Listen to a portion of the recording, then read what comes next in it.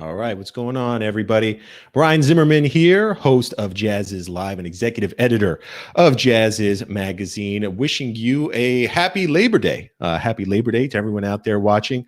Also, a happy birthday, Sonny Rollins, the saxophone colossus himself, the living jazz legend, turns 90 years old today. So happy birthday to Sonny Rollins. And of course, happy Miles Monday, everyone. It is our favorite day of the week, Miles Monday, the day we celebrate all things Miles Davis. And of course, to do that, I am joined by our co-host, Vince Wilburn Jr., drummer Vince Wilburn Jr., nephew of Miles Davis, and one of the overseers of the Miles Davis estate. He will be here to celebrate Miles along with Terrace Martin. Terrace is our guest today, and Terrace is awesome. If you don't know Terrace Martin, he is a multi-instrumentalist and producer who has worked on records with some of the most prominent artists in hip-hop and jazz. I'm talking Kendrick Lamar, Snoop Dogg, The Game, Busta Rhymes, Stevie Wonder, Kamasi Washington, Robert Glasper, Herbie Hancock. He's everywhere, and he does amazing work. Whatever he touches turns to gold. He is a saxophone player himself, and his new album, Dinner Party, featuring Kamasi Washington, Robert Glasper, and producer Ninth Wonder, was released in July. We're going to be talking to him about all that, and of course, the man, the myth, the legend, Miles Davis. So without further ado, let's go ahead and welcome my co-host, Vince Wilburn, and today's guest, Terrace Martin. What's going on, guys? What's going on? Hey, thanks for joining. What's going on? Thank you for joining me, everyone. Terrace, appreciate you coming on to celebrate Miles Davis today. Appreciate that, man. It's all good. Hey, this is crazy. This is real life, though. My daughter's stuck on the toilet. Give me 1 minute. Let me. I have been there, bro. Old. She's 3 years old. She falls in the thing still. Give me 1 minute. This is a Miles Davis first, but let me tell you, I've been there as a father of 2 girls, including a 3-year-old. This is real. This is some real life stuff. Vince, man, how did you first meet Terrace? Believe it or not, it was word on the street. I've been hearing about the Young Guns. Yes. and before Everything's Beautiful with Rob Glasper, and maybe about 8 years ago, I said, Terrace, we should do a collaboration. So I'm like, man, I tell you what, let's meet at the Soho House. I don't want to like lay it out. And he and his manager at the time. And I'm like, man, we can meet out at Soho and have a great lunch and do our thing. I'm telling how we met. T. I mean, for the first meeting, T. So Tina's boy's like, hell no, man. You got to meet us at the diner off La Tierra. So picture this business meeting. Like, I'm trying to like be, like set it out and be all bougie and plush. Yeah. And I met T and his manager at the time at a diner on La Tierra off the 405. You sure did. And we sat and rapped, and it was beautiful. It was so beautiful, and it was real. Yeah. And that was I'll never forget it. How long ago was that? About 7, 8 years ago, T. Okay. Yeah. Right. Okay. Right. Yeah. But this is before Kendrick. This is before Kendrick. But when you meet somebody and they have an impact or vibe, and you kind of flash back on I flash back on myself, and I said, man, this cat is the one. And like at T in LA, word on the street, who's up and coming, who's got the fire. And his name kept coming up, and I reached out to him, and that's it. And we've been family ever since. I affectionately call him Neff, but he's like a little brother to me. Yeah. Beautiful, man. Well, Terrace, hey, let's flash back farther. First of all, your daughter okay? Oh yeah, she's cool. All good? She's always cool. It's real dramatic. Your daughter and my daughter should hang out. They would get in some trouble, man. Let me tell you, because I've been in that exact situation. I have a 3-year-old too. Tell me about you growing up, man. And because you really are so diverse in your terms of the kind of music you produce and what you cover. So take me back to when you were a kid growing up and what the music in the house was. What was kind of what'd you fall into first, the hip hop side or the jazz side? Or both at the same time? Nah. I mean, jazz was always around because my father is a jazz musician and just a jazz, like he just loves it, He loves it. A lot of A my drummer, family right? would T? love it. Your Huh? dad played drums.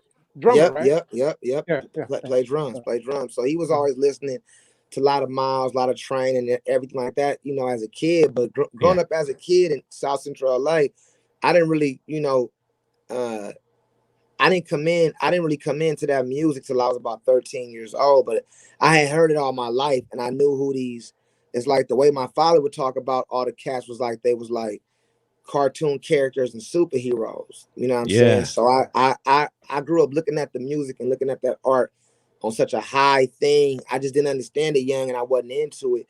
I was always into hip hop. You know, my first time touching anything musical was like 4 or 5 years old. 6, I got my first drum machine. So Wow. I feel like my father planted the seed with jazz, but I feel like Q-Tip, A Tribe Called Quest, when Check the Rhyme came out, that really had my head go and figure out, because I was already sampling on my SP1200, but I was like, these records, and I started recognizing like the Red Clay sample. Like I know that bass line. Yeah. Yeah, I just started recognizing. I didn't know it was Red Clay. I didn't know it was Freddie. I didn't know any of the names, but this music just felt familiar to me. So when Tribe Called Quest came on the scene, real big, which to me was the second album after Bonita Applebum. I was in 6th, 7th grade. I remember hearing that record, and it just made me really want to figure out how they did that. And I found out how they did that was sampling jazz records. But I grew up in the musical family where everybody played. So I think Tribe and my father planting that seed at 13, 14, it all just came together. That was just a perfect. Well, interesting, It's man. I heard, heard, you know, music. Yeah. I read a story that you used to shed like on the drum machine. Like you would practice 12, the way cats practice like saxophone and trombone hours and hours a day. You would shed on the drum machine and producing tracks. I don't know. I was trying. I wasn't shedding. I was trying to make records. You know what I'm saying? Yeah. I was doing a million beats as I could because I was also loving. I love music, and I also love the things that you could get from a good lifestyle of music. Like I say, I grew up in South Central, so my first influence to anything successful was Crips. Crips and the Players and the Pimps and everything like that. So it's like I always love cars and nice clothes. You know, I tell everybody, like in my neighborhood in the Crenshaw and Slauson area, like I know the world just knows gang banging, Crips and Bloods for one thing, but the cats in my neighborhood was the ones that played the good music. They was all great parents. They was all teaching us to do the right thing. None of them wanted to do what they had to do to survive, but due to all kind of messed up stuff in America and different things, that's a whole nother interview. They was forced and driven to do certain type things to survive. You know what I'm saying? So those were my heroes. All the gangsters were my heroes. So then, even going back to jazz and hip hop, everybody always asked me the question, "How do you do both?" But it never was both. Everything was just one. It was like it was no separation. Yeah, it was just one. So for me, I was on the drum machine every day because I wanted to be like Dr. Dre. So I would just do beats every day. I didn't know that was building in my young head. I didn't know that was building the thing of like shedding, as we call it, practicing, you know, just staying on the path, you know. So I just stayed on my path, bro. Like it was, for me, it was either gang banging, cripping to a high level, getting killed, or going to jail forever, or staying and just producing those records, taking all that information in that I'm seeing on the streets and putting it out on a record form. So that was kind of my, you know, so jazz and the horn was just an extent, really. Honestly, man, the jazz thing was an extension of Eazy-E to me, because when you read about Eazy-E, when you read about Eric, you know, and like when you really get to know Snoop, and then when you dig into Miles Davis and Jackie McLean and them things, you realize the only difference was an instrument.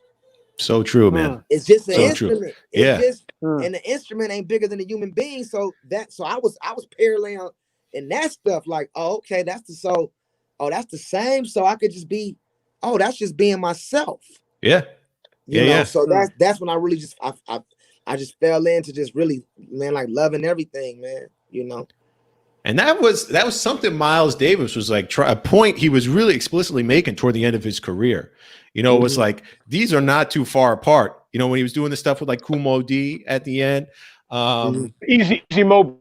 Easy Mo B, right. Easy Mo B, right. Easy Mo B. Yeah. Were you digging that stuff too, Terrace? I was, you know what's funny? As much as I'm into hip hop, I didn't that era of Miles Davis, I didn't get to more of that era until my adult life. Although as a young kid in LA, Miles lot of cats don't know that wasn't around in the 80s and 90s, early 90s. Right. Miles, to us in the ghetto that didn't know jazz, that didn't know those different words as a young kid, we didn't look at Miles Davis like a jazz musician. His video doo-wop jazz was coming right after Father MC or NWA videos on Video Soul and everything else, and Rap City and all these other little different things like that. So Miles wasn't separated from the gangster shit or the hip hop music that was going on at that time. Right. So I was into it, but keep in mind I was real young at that time. By the time I started playing and getting into it, I remember when I first got on my own Miles Davis page, I would go down to Tower Records and I would look at, things like Cooking, Steaming, all them records and everything like that, or like when my first time hearing Cannonball was the Something Else record, and that was the Miles Davis group. Right. Cannonball being a leader. All that was cool. But when I heard the Plug Nickel, it reminded me of Fuck the Police instantly. Same when energy. I heard the Plug Nickel, when I heard the Plug Nickel, that was beyond music to me. That was like, I feel like the Plug Nickel and a Love Supreme, those two jazz records changed my whole trajectory on what I felt jazz was supposed to feel like, what it was supposed to be saying.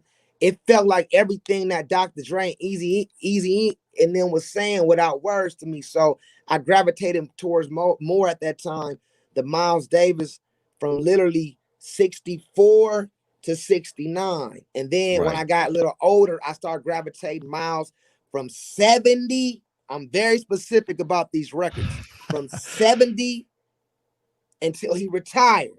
Yeah. And then I went to a stage 74. 74. And then I went to a stage when he had Kenny Garrett. Because then it was like, whoa, he doing like, okay, he just, I didn't know this word at the time, evolve. I didn't know that word.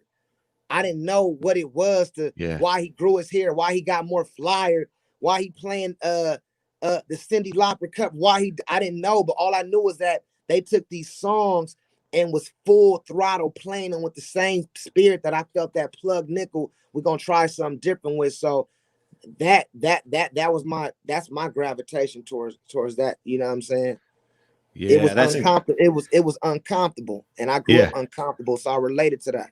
Yeah, I hear you, man. Evolve. I got a question, T. Go ahead, Vince. Hey, T. Nephew, there's no separation in your opinion. Is there any separation in hip hop and jazz? Nah. Yeah. No. Yeah. Thank you. Nah. The only time I had a long talk with Quincy Jones about that. Nah, man. Only time you separate anything is when you want to control something, man. You can't separate that.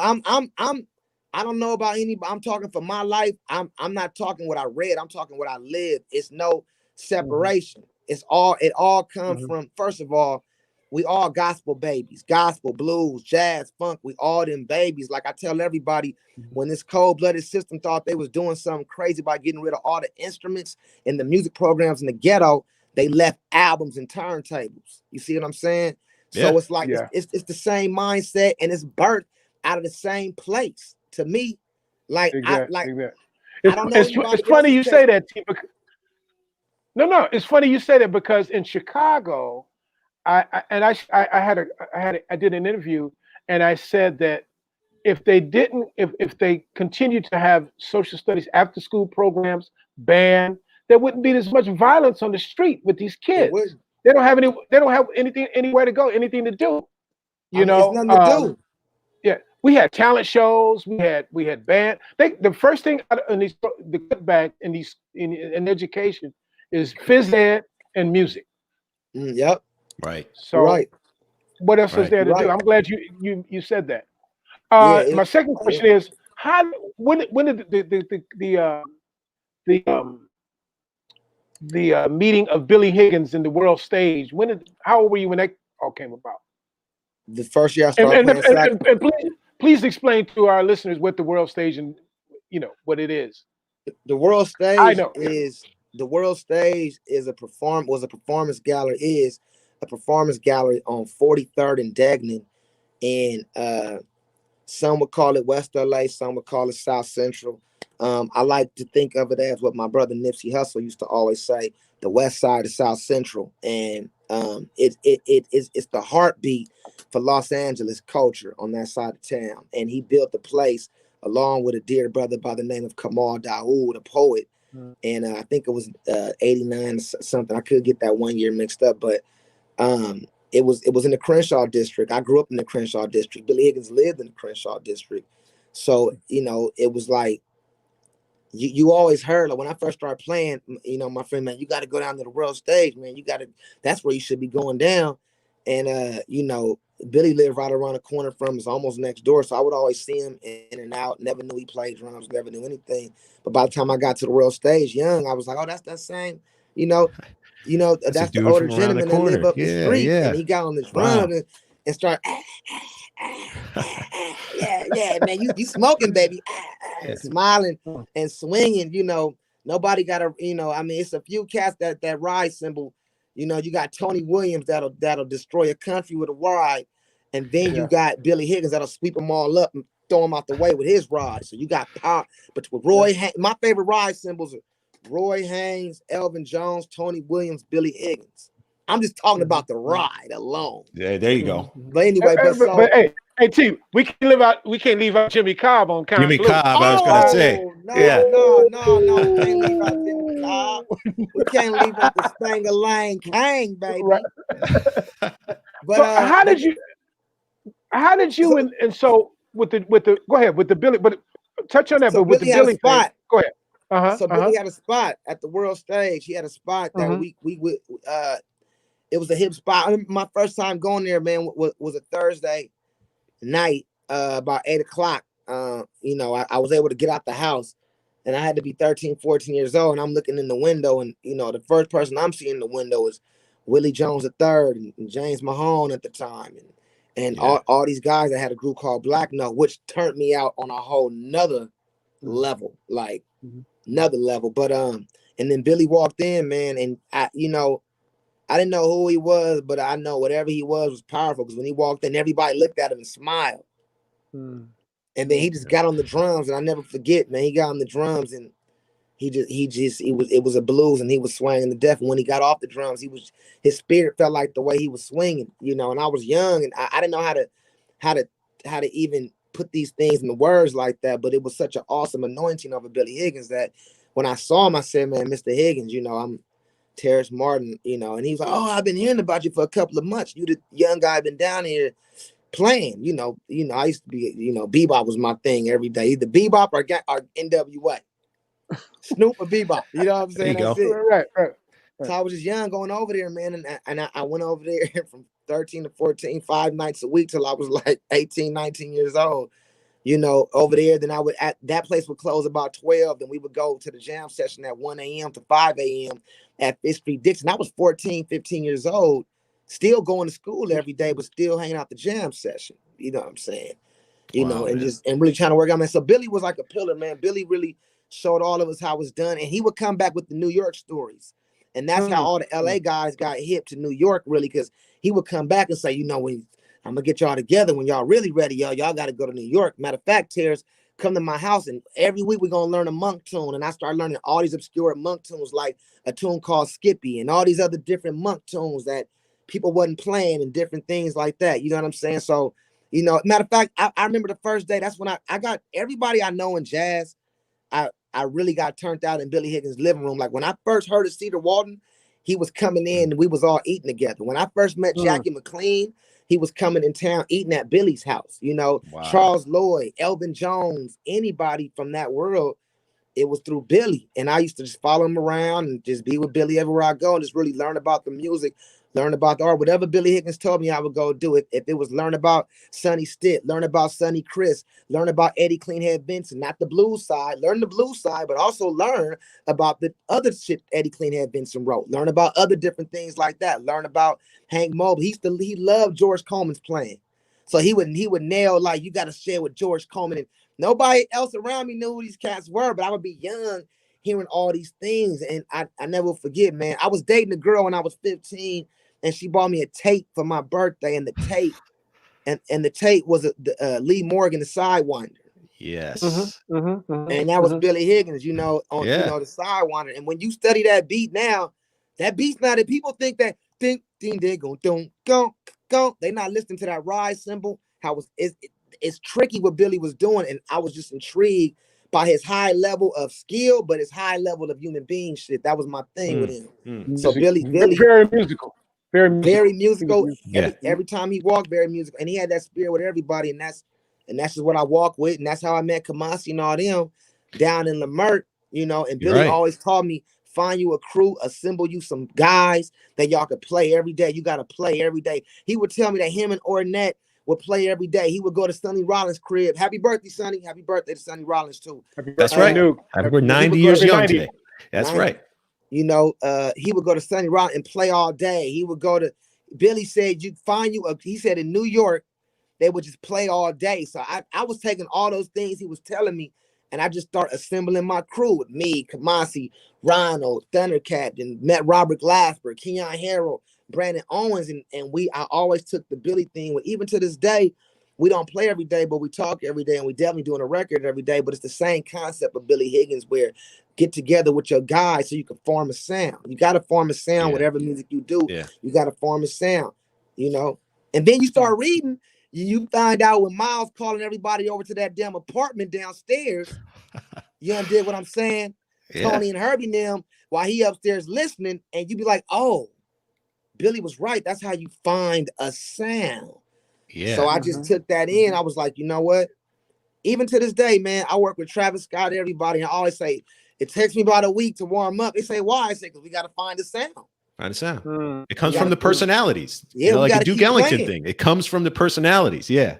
It grows organically. Did you have someone like that on the production side? You know, somebody who took you under the wing as a producer? Who? Battle Cat, man. DJ Battle Cat. DJ Battle Cat and Snoop Dogg. Snoop Dogg and Battle Cat. Because as I'm learning jazz, 13, 14, 15, at 16 years old, 17 years old, I got with Snoop. But I was praying to work with Snoop this summer. I fell in love with the saxophone. I was praying like, God, I hope I get to do beats with Snoop Dogg one day.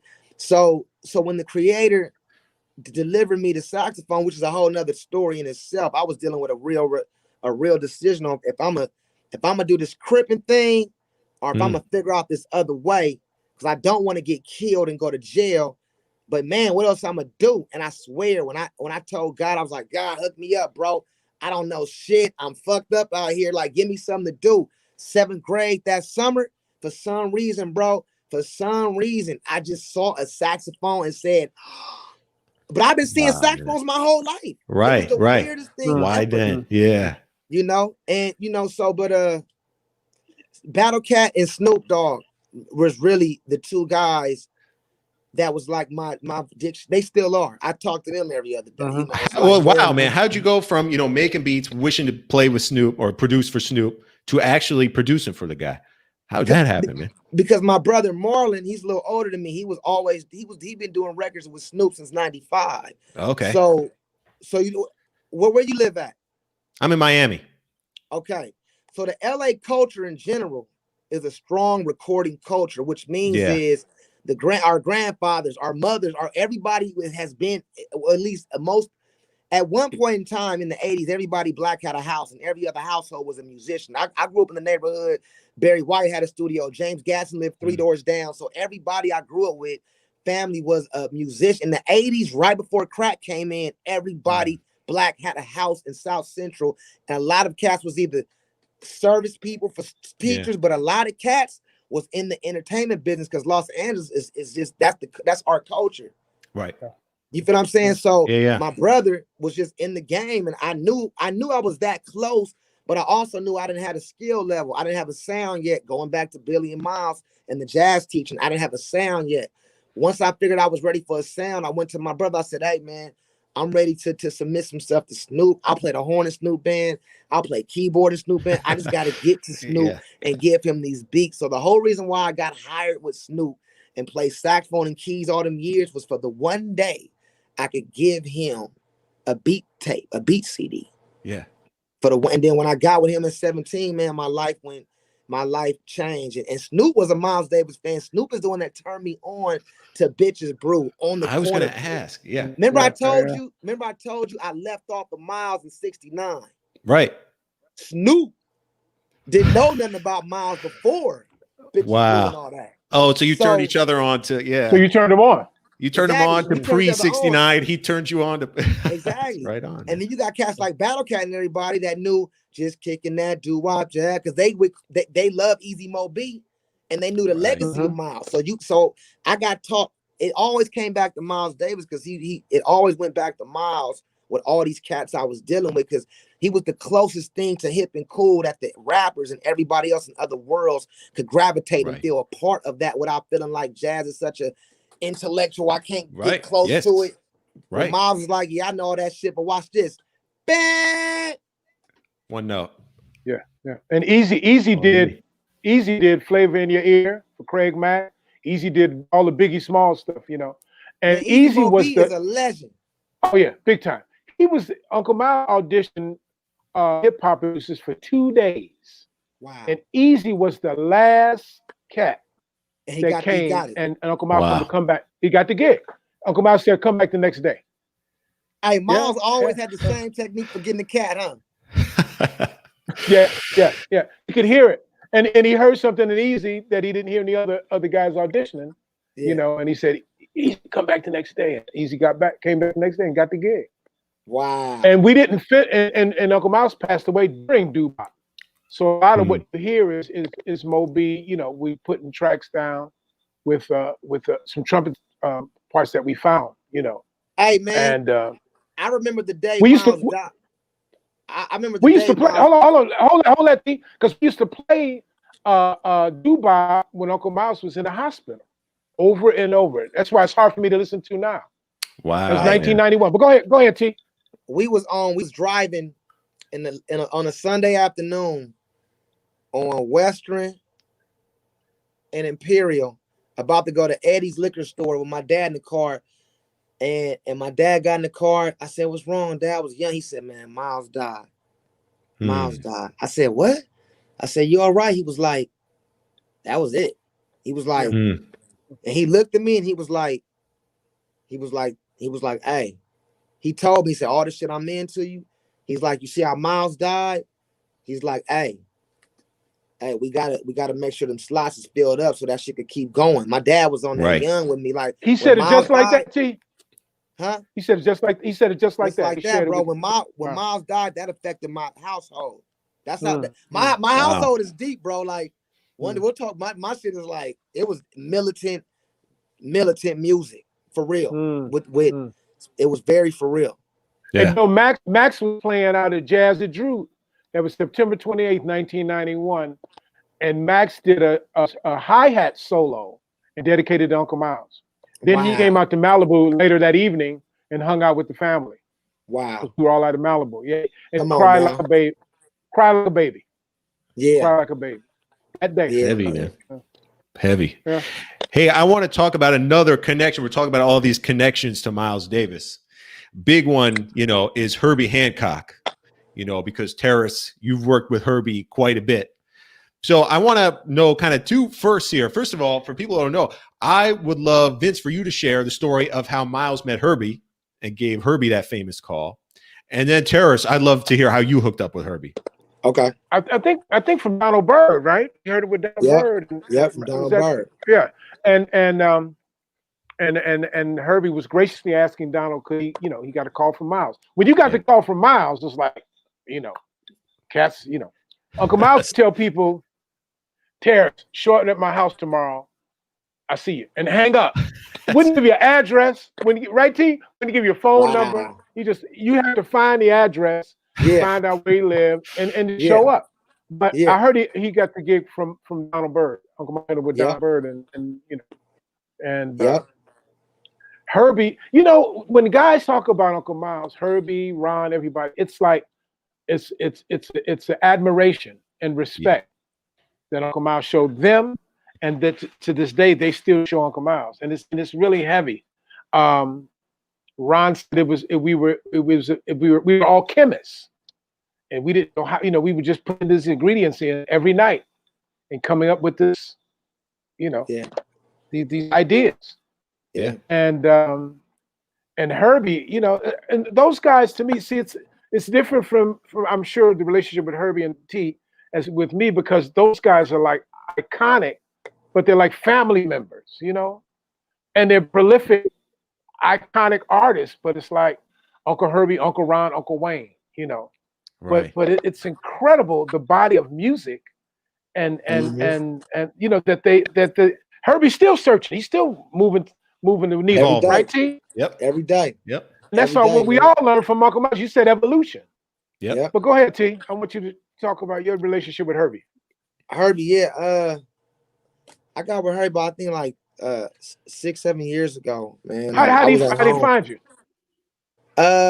Robert, I got a call from Keon Harold. They was all at a jazz festival, and Keon said he had heard Miles. He had heard Herbie walk up to Robert's like, man, I could find Terrace Martin, and he's telling Robert about me, showing Robert all my music, and Keon's calling me like, man, this is crazy, and I'm like, man, stop pulling my leg, man. He like, no, man, Herbie's asking about you. He's looking for you. He said, but wait till Robert tell you. Rob got to get the information. That's big bro. Wait till Robert tell you to make sure it's right. So all right. Is it Robert Bruner? No, Robert Glasper. Glasper. Oh, Glasper. Okay. Sorry, Robert Glasper. So Rob didn't call me for like 4 or 5 days. I'm calling him, hitting him around. How you doing out there? Everything all right? You hear anything new? He's like, nah. But one day he called me and said, hey, I'm gonna give Herbie Hancock your number. He's been looking for you. I want to hook you up with him. I'm like, man, stop pulling my leg. And he gave my number, and Herbie didn't call me. Robert was in town a few weeks later at Capitol doing a Blue Note record. And when I walked, he said, come down to the studio, come hang out. I was just hanging out, and he surprised me. It was just Herbie waiting to talk to me, and Wayne Shorter. It was Wayne right there. And I was just frozen, man. I was just so frozen. And the fact the cat knew so much about what I've done. He was well studied. And I mean, of course, I always say I've been knowing him before he ever knew me. I had just read his book, Possibilities and everything. And I really studied, like Herbie Hancock is just my biggest, one of my biggest and not top influence out of the, between Snoop, him, and a few other cats. Yep. So it was just a perfect match. I went to his crib. We talked for days. We didn't even do no music for like a few weeks. We just talked every day, learned each other, and played a little bit. And we started writing some music. We got a lot of music, man. I remember me, him, Thundercat, and Vinny Colaiuta recorded so much music one day. Just recorded all day. Yeah. And we, every time I went over there for months and months, we just kept recording every day, recording till it took us about 1.5 years to kind of find the sound. Yeah. Uh-oh, there he goes. Oh. That's pretty much how I heard. Wow, man. Huh? We got you. Okay. Yeah. You're back. We lost you for a second, but you're back. Where's all that music? It's in the can? Is it, you know what I mean? It's in the can because we're working on this record. You're just finding your, we are almost, we got a sound now. We almost done with the record now, right. But between that and then I don't go on tour, but for him, he asked me, man, would you go on tour with me? I was, before he said, well, I was like, yep. And it was the scariest shit of my life. What was the first night like? Being on that stage, yeah. What was the first night like? And where were you? It was really about the rehearsal. Okay. Because people know the rehearsals where you can't tell no lies at a rehearsal. That's right. No, you're naked. Yeah. So between reading all this new music, it was with the LA Phil. So it was like my first gig with Herbie was thrown into his music, but then all this reading, all these others, I'm playing double keyboard, and I don't think he even knew. I never even played 3 keyboards in different parts. I just said I could do it. You know what I'm saying? And he must have believed in me because I ended up doing it. Then he said, man, I'm about to leave town, go on tour. You want to go? And I picked up my horn and started shedding again for a long time, learning his tunes again. And what I realized, the more I learned Herbie songs without him, I realized I didn't know anything. I've been playing all these songs wrong my whole life, just like mostly everybody else until you play with him, you know. Right. It's one thing to learn the dots, the black dots. It's another thing to play it with the guy or guy that actually wrote it. Yeah. Yeah, like just recently, well, last year, right before the year, and then we did this thing. It was me, him, John Petitucci, Brian Blade, and it was a Wayne Shorter show, but we had to play Fall. And I'm playing it, but at the same, it's me and Terrence Blanchard. I'm playing this shit, but I'm almost in tears, remembering where I was when I first heard Fall, remembering how my father, and I'm looking at Herbie, and he's like playing it like it's brand new. He's playing shit that's not on the record because he plays it different now, and it's just like, you know. But in Miles and her, I mean, I keep saying Miles. God bless Miles. And Wayne and all them is cool because you can still see the lessons of Miles Davis in them. Like, you know, and it's how so? I can't give up too much, man, because that particular quintet really has some secrets, like really some things worked out that they worked hard for to get. You know what I'm saying? They really had some things worked out. I'm sure Vince know what I'm talking about. They had all kind of it was like Ron said, it was chemists, and they didn't have to look at each other. It was just the communication was right in the music. Right. And I think Herbie had a story about him comping behind Uncle Miles, and he played the wrong chords one night. And instead of Uncle Miles turning around or even looking at Herbie, he heard the chord, played the solo that fit the chord that Herbie played. So it wasn't a wrong chord, but you know what I mean? But they had this kind of telepathy on the bandstand, you know, that was amazing. Herbie walks with that till this day. Right. It's like he any mistake, he loves all the mistakes. He loves and it's funny, T, you said that Herbie never plays anything, you know, he didn't play like he put a new arrangement on it. He does that every time I see you all. He's putting new arrangements on everything y'all play. He doesn't even play Chameleon the same. You know, never. A Watermelon Man is different. Everything is different, you know, his go-to. Yeah. That's amazing, man. Hey T, the tie-in with Kendrick and that I was just about to ask you about Kendrick. How did that happen? Tying to the record or the relationship? The whole relationship hookup. Oh, that's my homeboy. We Top Dog Entertainment is founded by a Los Angeles superhero to me, you know, by the name of Top Dog, out of Watts, out the Nicholson Gardens. He's a Los Angeles superhero because he's done so much for the community. He's given everybody. He's just giving everything. Beautiful. He gives his heart. Yeah. He's just, you know, he's very firm, but he loves hard and he gives the world. So that's a superhero to me.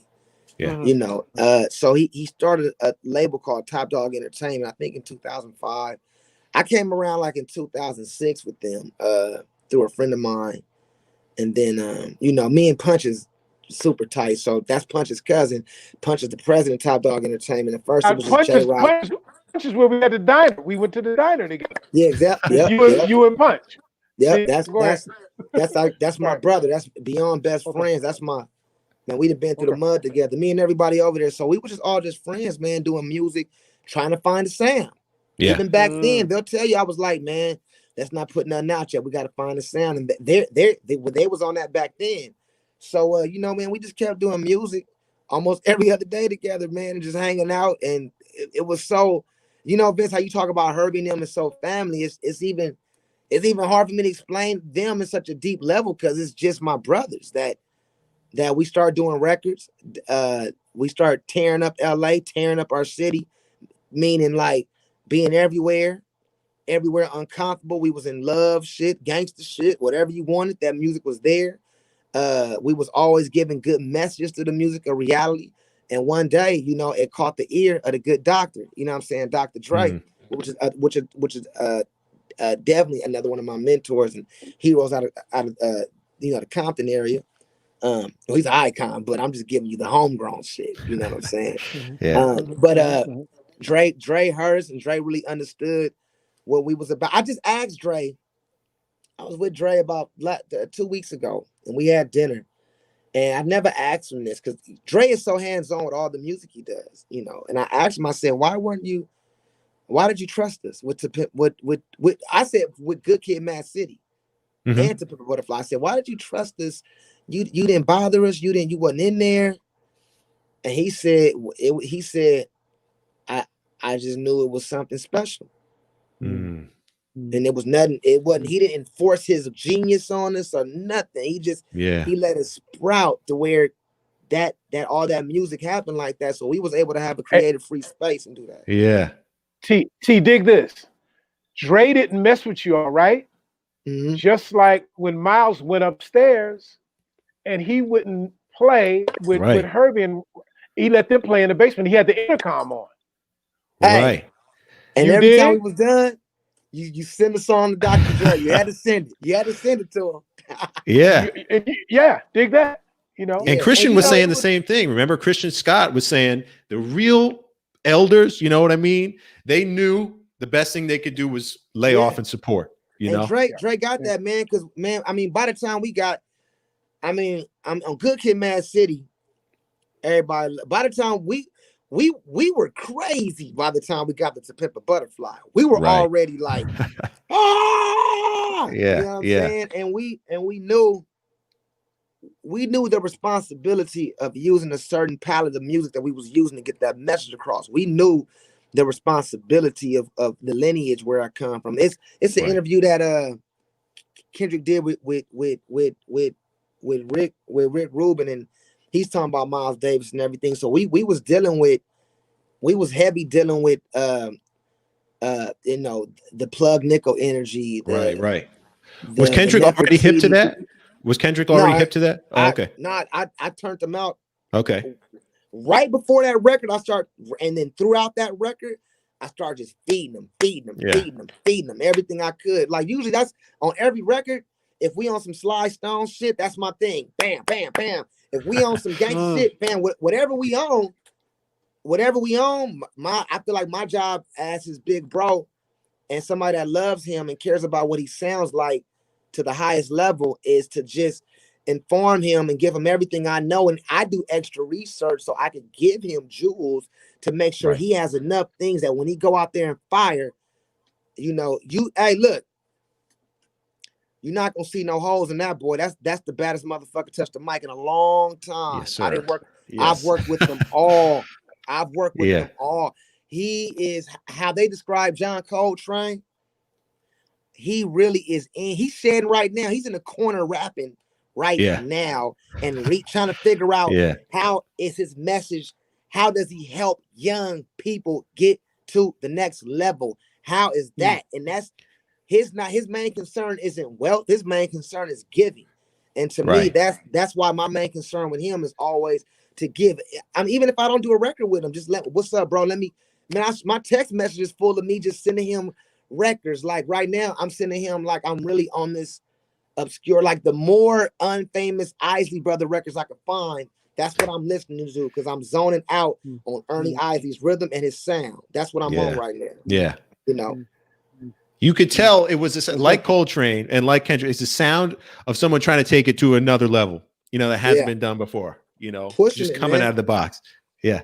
And that, me, him, Soundwave, Thundercat, Kamasi, Robert Glasper, everybody, you know, man, the biggest part about that crew, and not because they all my brothers since 14, 15, but the biggest part about that crew, to why I could make high level art and get a lot of money with them, is because the biggest ego in the room is the song. It's not us. You know, and once ego gets involved, you know, if people want to know the difference between self-confidence and ego stop the motherfucking money. Right. Destroys it destroys. So those guys have no ego when it comes to, it's like, yo, even if we argue, the point of an argument is trying to get to a solution. It's not to prove who's right, who's wrong. Let's get to the solution. And that comes out in that TDE music to me. And that crew with Rob, Kamasi, Thundercat, Soundwave, Rock, it just all that just comes out where the biggest ego is the music, man. I'm so spoiled by egoless artists the minute I smell the ego, I drop the job, man. You can't pay me enough to deal with an asshole that gets in the way of the art. You can't pay me enough money. You just can't. Yeah.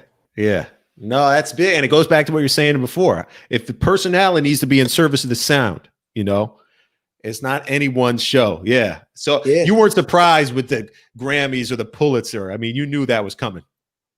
No, fuck that. We're surprised about that. Because what I'm telling you is a feeling we really feel. We're not aiming. Yeah. We're not. Yeah. Nobody's shooting with a Pulitzer with that. Yeah. We had, I forgot how many nominations for Good Kid, Mad City, but we didn't win nothing. We didn't really trip off we don't really trip off awards, man. We was always hoping we could just pay our mortgage on time and feed our babies and take care of our mamas and daddies. We wasn't really giving a fuck about none of those awards. We still not really giving a fuck about them because Black people still getting killed every day. So the war don't stop shit to me. You see what I'm saying? So the Grammys is cool, and God bless the Grammys and everybody else. But in the grand scheme of things right now, the things that's important is that message. Like it makes me feel good knowing when I hear we gonna be all right, that people like when I see a gang of brothers with guns not shooting at the police and playing we gonna be all right. Yeah. I be want to tell the police, nigga, y'all owe us one. Yeah. That song calm spirits and let brothers and sisters know we gonna be all right. The worst thing you want to do is get an uneasy cat that don't know where he gonna go. And then that's when the Wolverine, the wolf come out when the back against the wall. That song is a song to ease the pain of all these modern struggles and everything like that. You know what I'm saying? I see everybody talking about the election, and I'm big on voting and everything. You know what I'm saying? But that song, we gonna be all right, is even for those that don't want to talk about the election, because a big percentage of brothers and sisters don't think Republicans or Democrats is worth shit right now. All they have is brothers and sisters like Kendrick and Old Miles Records and Sly Stone Records and these other people that go here to go understand what's going to happen in life right now. So the power of the song is so crazy, and you can only do that kind of music, I believe, when it's egoless, when it's no malice, when the only expectation is to heal. So if awards come with that, that's cool. ego. That's really ego creeping in, though. Yeah, you can't make. If awards come with that, that's cool. My whole, I just need to make sure the royalties come in on time to pay the baby. You feel me? That's kind of my thing. You feel me? Sir. Hey, the Grammys are nice. The Grammys are fun. They're nice, and it's a fun event and everything. But I don't know if you have children, brother, but I have 5 children, 5 Black children, most of them boys. I'm petrified right now. I'm so scared right now, but I come from a place where my fear reacts different than a normal person's fear, where I come from and what I represent. So the fear, just as much as it's humility, is also awareness, and it's also a strong sense of love and everything. So it's like, man, it's a scary time right now. If you're a young Black man, it's a chance, a 50% chance when I go to Chick-fil-A, if I get pulled over, I don't know if the cop gonna bust, or I don't even know if he gonna get bust back on. I don't know. Right. I don't know. So going back to that, when it comes to awards, I can't even, man, even during that time, you gotta understand, we ain't never been on the up and up with none of this shit going on. So that's why we did that performance at the Grammys. We did the performance with everybody in handcuffs and said what we said to make awareness, like, yo, it's people falsely in prison. Right. It's people in jail that didn't do nothing. It's people, it's broken households right now. It's no programs for the kids. The ghetto is still fucked up with a lot of different things. It's nothing going on. We need to make sure this message get out. So thank you for the award, Grammys. Good looking. The food is kind of cold, but everything else is cool. But right now, we're going to use y'all stage to get this awareness out, to let it be known. Everything is cute, and everybody do cute performances, but fuck that. We didn't care if they shut us off, bro. We was like, nah.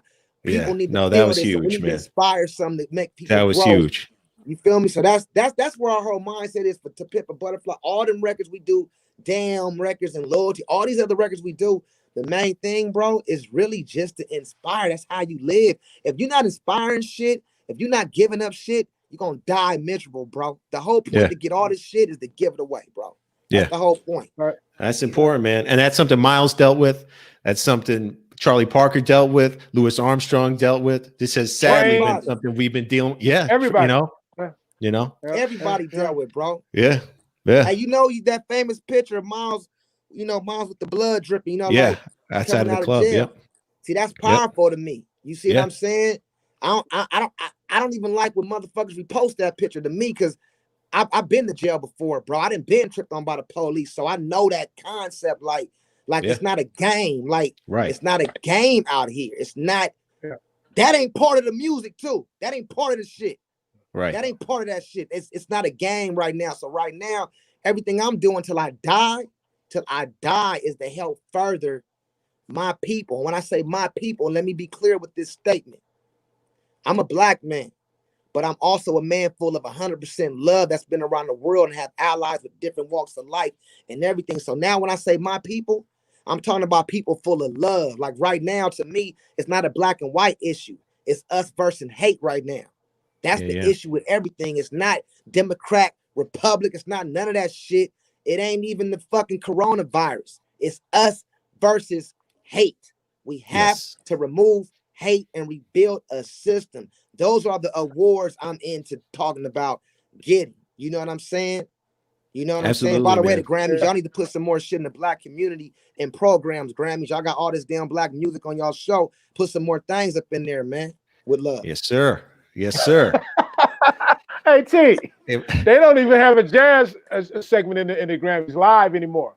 Not on the show. Not on the telecast. No. Well, hey, I'm gonna keep it real, Vince. They don't got a jazz segment live, but even with that, man, they got to rebuild that jazz system at the Grammys, though. Yeah. See, because it's like this, you know, I got in an argument with somebody else in Europe, and it's like everybody, you know, people that I don't know the people that vote in the Grammy room. I don't know, but this is a message to y'all because I know y'all listening because y'all fuck with my Uncle Vince. So I'm glad I'm on this show. I know y'all listening. Listen carefully. Take your time, T. Miles Davis was in his 20s and his 30s playing that shit. Charlie Parker died at 35. Okay? This music that everybody listening to at 60, 70 was done by cats way young, growing.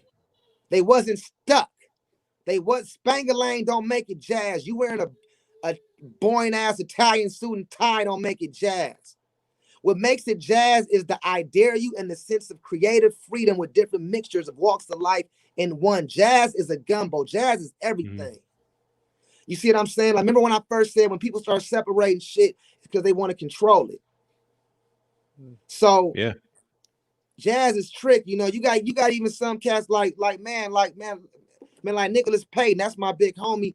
He don't even say the word jazz because he Uncle got Miles called his social music. T. He social music, right? You feel me? Yeah. I'm just saying jazz so people could just understand what's going on. I call it just the shit. You know, I don't know what I call it, but jazz. But we just talking about the Grammys and all these awards and different things. But it needs to be a change of the guard, man, because what's going on is jazz is not on TV, and the cats that are getting jazz awards. Let's keep it real, man. These motherfuckers ain't inspiring nobody. Other musicians play their shit. What about stopping the riot? What about giving kids really some hope? Not another musician some hope how to play over some more chords. What about being a real person out here beside the musician? See, that's what I'm into persons right now. See, all these, like, I don't even know how the fuck you give a jazz award, but that's a different thing. But I tell you what, if it's based on popularity and different things like that, the shit got to be restructured. You know what I'm saying? And jazz need to get out the museum and get back in the streets. And that's that's my cause. I'm taking jazz out of the museum where my granny and them go to the museum, and I go too, but that museum is boring as fuck. It need to be on the street at the corner. That's why I always play jazz in South Central. I played on the street. You will not catch me playing the Hollywood Bowl on a Friday and not playing in Watts or Compton or LA for free that week. That's a fact. Shit, the next day. The next day. And let me tell you, hey, when I play to be on Crenshaw the next day, T. Gang bangers, people that are enemies, all walks of life come together and hear this music. It don't be no musicians in the crowd. Now, to me, when you can swerve over and inspire people that ain't got an instrument to think about something else, that's inspiring, and that's jazz to me, bro. Yeah. Jazz ain't playing for a little room full of 3 other cats playing trumpet, judging if you sound like Woody Shaw or not. Right, man. Peace out to Woody Shaw. That's my Miles Davis, Woody Shaw, Freddie Hubbard. That's it. That's a trilogy right there. What tattoos you got on you, man? Well, my Oh, You some got a real Woody gangster Shaw shit? tattoo? You got No, Jackie no, Mac? I got Miles right there. Oh yeah, man. Yeah. Dig it. Well, that's Miles. Can you see? That's Miles. Yeah. And then I got my hero, my favorite, one of my favorite human beings beside music. My like, I think about him every day, every night, man. And that's Mr. Jackie McLean. Jackie McLean. Now let me Mentor. tell you, these tattoos been on me since 17. So this ain't no new shit. This ain't no. That's right, man. This ain't no, yeah, like, you know, it's like, You it's didn't put him on for the show, right, T? Yeah, I don't do nothing for the show, bro. You know that. I don't do shit for the show, unfortunately. I show up on time. Yeah, man. Hey, Terrace, man. Speaking of new shit, though, I would love to just wrap here talking about the new record, Dinner Party. Let's go, Dinner Party. Dinner Party. Beautiful record, man. It's really like an Avengers Assemble type deal, man. You, Kamasi, Robert Glasper, and Ninth Wonder, who I love from Little Brother, man. Yeah. Tell me about how that kind of came together, because you were putting some of it together during lockdowns, right? Yeah, hell yeah. Yeah, man. The idea came together at first when me and Robert Glasper had the idea of putting together just a new type of group, a new thing with a DJ and different things. So first it was me and Robert. The first idea was me and Robert do a 7-song album, get a different producer DJ every album, so we could go into the club and just get a DJ, and me and him, no security, no. We was trying to make a gang of money on the road with a small group. This is how it happened. Yeah. So we, right. You know what I'm saying? You know, because we do pretty well. We was like, yo, let's experiment with just like a few of us, you know. Yeah, man. So then it started there, man. But the idea grew.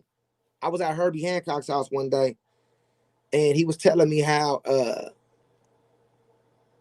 originally the idea, the Miles Davis tribute tour they did was originally going to have Miles on that tour. It was going to be a reunion band. But then, you know, I think Miles was with it. Then he thought about it like, man, fuck that. You know, I got to keep pushing. Yeah. I mean, with all due respect. So when Herbie told me that, I said, man, what if Miles would have did that? Like, oh my God. And it just made me realize, like, dang, Miles ain't even here no more to even get down with his folks. Yeah. So I'm like, you know what?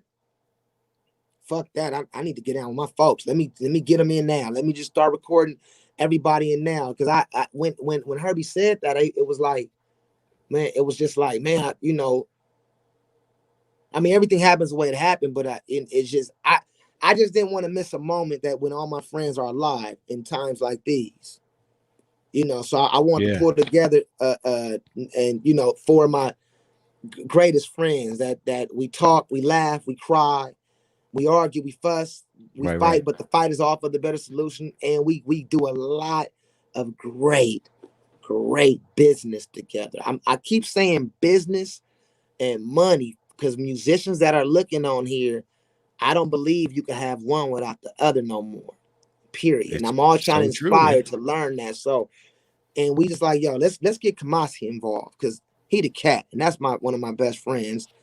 Ninth Wonder, let's just do the whole album with him because he's showing up. He ain't got no ego. He's showing up to the gig. Yes. You know, Ninth Wonder. People who don't know, he's an incredible producer out of North Carolina, right? He was with the group Little Brother. Yeah, Ninth Wonder is a very important piece to Black music and definitely the chapter of hip hop by far. Yes. Yes. Yep. You know, so yeah, and that was the whole thing, man. Let's do some music, but let's do some music that could be played. Right. All that solo and shit, kill that. Right. This is not about us in times like this. Right. This is not about us. George Floyd's children, these brothers' children. Right. Right. These single mamas now. Right. This is not practice. This is not practice room music. Let's give them a palette of music where people can have their own thoughts and write their own words to make it a better day on. Let's not. No. And to me, the ultimate release of the ego is don't allow a musician to solo. You know what I'm saying? You want to get a musician to solo. You want to feel the ego. Start a jazz big band and tell lead out till he can't play on these tunes. Yeah, man. You know. Yeah. But it was about just nobody showing off who they are in the business. That's the vibe. You have to come together as Voltron and soloing sometime, not all the time. Sometimes soloing could be a gateway for a tiny ego. Right. And all musicians sometimes. You know, it's a gateway. We Right. like the ooh, Spotlight's like, on me. Yep. So that album, I think what I know I was conscious of doing was removing the spotlight and getting a bigger spotlight that went past us and more on the message. Yeah. You And know? it is, man. It's a beautiful record. Thank you, man. Deep grooves. You know what I mean? Thank you, man. You could really get lost in this record. And just like you said, it's a nice snapshot of this time. You know, Kamasi, Robert, Ninth Wonder. You talked about the sound, you know, the personalities coming together in service of the sound. Man, it's a perfect document of that, man. It's a beautiful record. Yeah. It's out right now. Everybody watching is out right now. Oh, we'll have a link to it on our site. Yeah. And October 2nd or something like that. I gotta get the date, but we dropping the remix album. Oh, hey now. So we got all the vocals on the album now with Blau, YB Corday, Snoop Dogg, Alex Isley. Wow, man. You know, Tank and the Bangers, yes, Buddy, Rap City, Herbie Hancock with Rap City on the record. Like, wow, man. Like, so yes. You know, that's coming out. I've been working hard as hell. I tell y'all what, boy, dealing with them high celebrity clearances ain't no joke. Oh, I know a little bit about that, man. Yes, I know a little bit about that. Hey, that's when you realize who your friend. That's right. Hey, immediately, quickly. Boy, when that lawyer say, I think we want this, like, but we was smoking weed, saying we were cool on the phone, man. Yeah.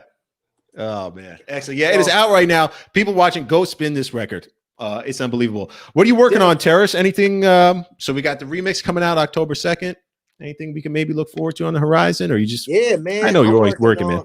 I'm working. I got 2 artists that's featured on this next Dinner Party remix album. That's a beautiful artist by the name of Malaya out of Detroit. By the way, I met her. I did a seminar at Harvard a year and a half ago, and she was one of the students there. And I said, you move to LA, I'm fucking with you. And you know, you can't tell a youngster that. Right. She was in LA 4 days later. You know, but on your doorstep. Yep. She produces and plays, so you'll be hearing her. Malaya, she's on the record. And right then on. Alex Isley, which is the daughter of Ernie Isley, which is one of my favorite. She's a record producer, a musician, and a hell of a vocalist, and she's one of my favorite human beings in the world. And she's on this feature with Snoop Dogg too. So right after this album, I'm already done with their album. Their album is coming out. And then in November, I come with the Sounds of Crenshaw. The working title is Christmas, but I got different friends, different walks of life, so I got to figure out some other shit to say instead of just Chris. It got to be like Chris. I might, you know what I'm thinking about doing instead of a deep name? I might name the album every fucking holiday in a fucking all around the whole shit. Yeah, man. I don't give a fuck. Just get together and stream this. That's kind of what I'm on. Celebrate this. Yes, and yes. Celebrate. AT. Celebrate this. Celebrate this. Maybe. Hey, man. Right? You dig it? AT. It's yours, What about man. the tracks for Uncle V? I got you. Hey, look. Hey, Vince. Hey, look. Vince my real uncle, bro. He don't give a fuck. If I got an artist in mind, he gonna be like, yeah. I need you on the album, and we all gonna be right. I give him his number, bro. You know, man. Get him. Yeah. Tracks for Uncle V coming up. Matter of shit, man. We need to just record something together. Then stop playing. I'll be over. You play bass? You don't want to hear me play bass. No, I'm a trumpet player. It's my main axe. Oh, okay. Trumpet is my main axe, but the bass in the background, I'll play a little bit, but trumpet is the main axe. So Miles is my guy. Woody is my guy. Clifford Brown is my guy. Yeah. Come on, man. Yeah. You know it, Freddie. Come on, man. I just got there listening to some rehearsal tapes a friend of mine had with Woody Shaw and Dick Lewis and Mulgrew Miller and and Carter Jefferson, man. You know, Carter Jefferson. He's out the Carter Jefferson. A lot of cats don't know about Carter, man. Carter was a giant genius. Do not sleep. Yes. You know, it's a couple of sax players that I always tell people to dig into. Carter Jefferson and anything you can find by Renee McLean. That's Jackie's son. Yeah. You know what? I like Billy. How about Billy Harper? Oh, I mean, come on, man. Now, you know, Billy Harper, Billy Pierce, these are cats. These are cats that are in my front page, man. My front, especially Billy Pierce. Javon Jackson.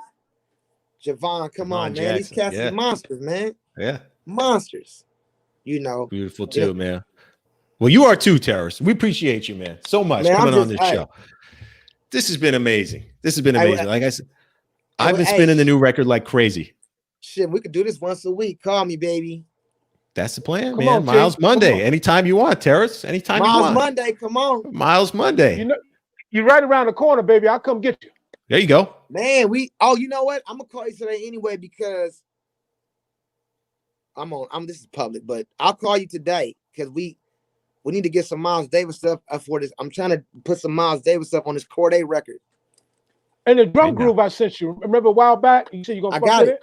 I got it. Okay. I got it. We'll talk after the show. Okay. After the show. Okay. There you go. Hey, Terrace, man. An absolute pleasure talking with you, man. Really appreciate it. Everybody use hand sanitizer, wear a fucking mask, and go vote. Go fucking vote. Amen. And if you don't want to vote, go for the lesser evils. If you think both of them evil, go with who your mama going with. But vote. Brothers, I'm talking, really, brothers and sisters, go vote. We got to get this motherfucker out of here. I don't give a fuck if y'all don't like Biden, whatever. Nobody is worse than this motherfucker right now. Go vote. He don't care about you. He don't care about your mama. He don't care about your wife, your mistress, nobody.